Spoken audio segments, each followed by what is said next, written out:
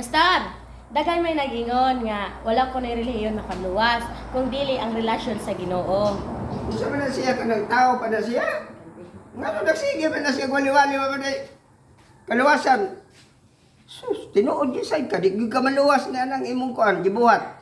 Kay kanang kaalam nga naa din ha diha sa Genesis, no? Genesis 2 chapter 15, no? Sige na basahan din ninyo.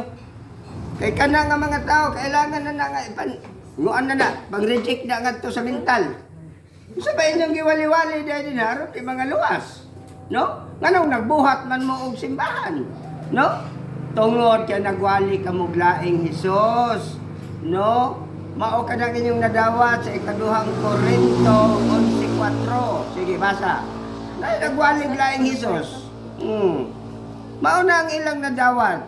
Dili mao nga kaalam nga iya sa Ginoo. Kaysa ato nang gikaingon, ang kaalam nga iya sa Ginoo nagdala na siya kaluwasan ug kinabuhing dayon. Di gani mabasa sa imong panon nga kamo diha nga nagsige og ambak-ambak, kamo di ay ning pangluwason sa Ginoo, kamo ang gitagaag kinabuhing dayon kay ang Roma 6:23 nagtug-an ang gasa sa Dios ang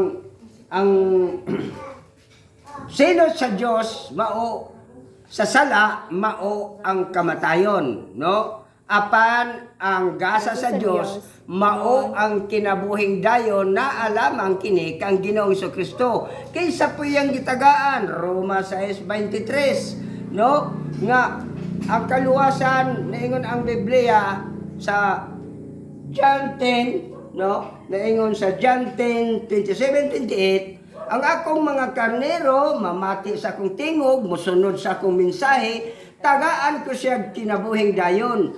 Maura di makahatag nimo si Jesus Christ kay ang Roma 6:23 nagsulti, ang silot sa sala mao ang kamatayon, apan ang gasa sa Dios mao ang kinabuhing dayon ug naa lamang kini kang Hesukristo. So kung dili mao nga Hesus, di gyud na mabasa nga gitagaan ng kinabuhing dayon. Ngano man nawalihan sila laing Hesus, no? Gitunglo ka sa Ginoo. Maluwas ka anang gitunglo ka. Ang ingon sa Galatians chapter 1 verse 8 to 9, kay nagwali ka laing Hesus nga dili mao ang giwali sa mga apostoles. Mao na ang ngalan nimo dili na karnero, ngano man wala ka ibilin kay wala gi kasuguan lagi mga karnero ang gisugo. Lucas 10:1-3. So mga kaigsuunan, ang kaalam nga niya sa Genesis chapter 2:15 mao ni gibutang sa Ginoong Dios ang tao sa tanaman sa Eden aron maoy mag-atiman ug magbantay niini. Giingnan niya ang tao, makahimo kamo pagkaon sa mga bunga sa tanang kahoy sa tanaman. So dunay mga kakahuyan din nga mamunga, makahimo sila. Pero unsay giingon na pod? Gawas sa kahoy nga naghatag sa kahibalo, unsay maayo ug unsay daotan, maora na ang kaalam ni Satanas.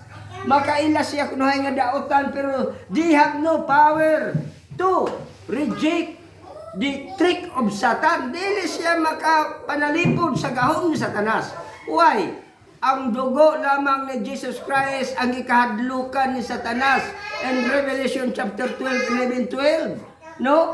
Gibuntog sa atong mga kaigsuunan ang yawa pinaagi sa dugo sa nating karnero. Diin siya nagbuhat og kasabutan sa mga karnero. Asa mabasa? 1 Korinto 11:25. No? Diha nagbuhat og kasabutan. They did not partake the blood of Christ. No? Saan man nimo ni ana? Sabay pagkawa sa imong kahala. Mao na si Satanas wise. Una-una siya, ingon siya sa Mateo 4, no? Kung tinuod ka kunong anak sa Dios, himuha kining bato nga tinapay. O digihimo sa Ginoo karon, naman tinapay. Mao kuno ni ang size 51-56. Ang mukhaon ni ning tinapay nga nagsimbolo sa akong lawas, mao kini may kinabuhi kamong dayon, no? Kadaghang karon way kuan, kadagko ra ba kaayo. Kagamay ra ninyo ay gisugo. Kini sa Ginoo nga jotay ra ni ani sa katapusan nga kapanahonan. Maunang naa nagipanlintuwad na. No? Shaking pa lang na sa Ginoo aron mo mutuo nga Ibwali na ang paghari sa Diyos. Asa siya maghari? Ato siya sa mga kakandingan. At tugib siya sa iyang mga karnero. Kay karnero ang gibilin niya sa John 21:15-17. Na Pedro gigog mambako, Ginoo. At man ang mga karnero. Kasi Iso Kristo po, karnero. No, sa John 1:29-35. So kana nga mga tao nga wa panugua, there is no authority. Mao na giingon, wala na sila salay pagtugot sa Ginoo aron sila managwali.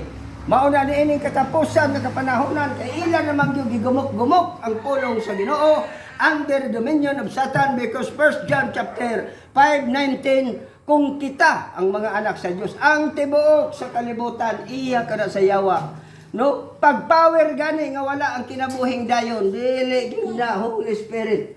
The Spirit of Truth ang ingon sa John 6:63, no? Ang akong pulong mao kini ang espiritu nga naghatag og kinabuhi, wa gani kinabuhing dayon. Dili gyud na. That is only doctrines of man, no? And Mark chapter 7:9. No, mga kaigsunan, ayaw mo pagpalipat. Manakasakaman sila din sa bongbong kay nagpako-asaw ang demons ay may naan nila. Diri sa kasaka ni aning among mga lamber nga ko, di ba, pagasuso ng inyong mga lubot dire. O, gihagit na mo, ngari mo. Pagkitaon na mo mag-usay power sa Ginoo. Di ba? Magkabuang ka pangibot liyan ng kuan. So, God bless, mga ekson. No? Kana sila kay wa panugwa, wa na katuod sa maayong balita. Ang maayong balita kinala makailaka nga si Kristo kaliwat ni David. Amen. So, kaduhang Timoteo 2:7-8. God bless og kamong mga kanding kay duhaon na lang Mateo 24:1-2, lumpagon na sa Ginoo kay mga karnero maayang luwason. God bless of all.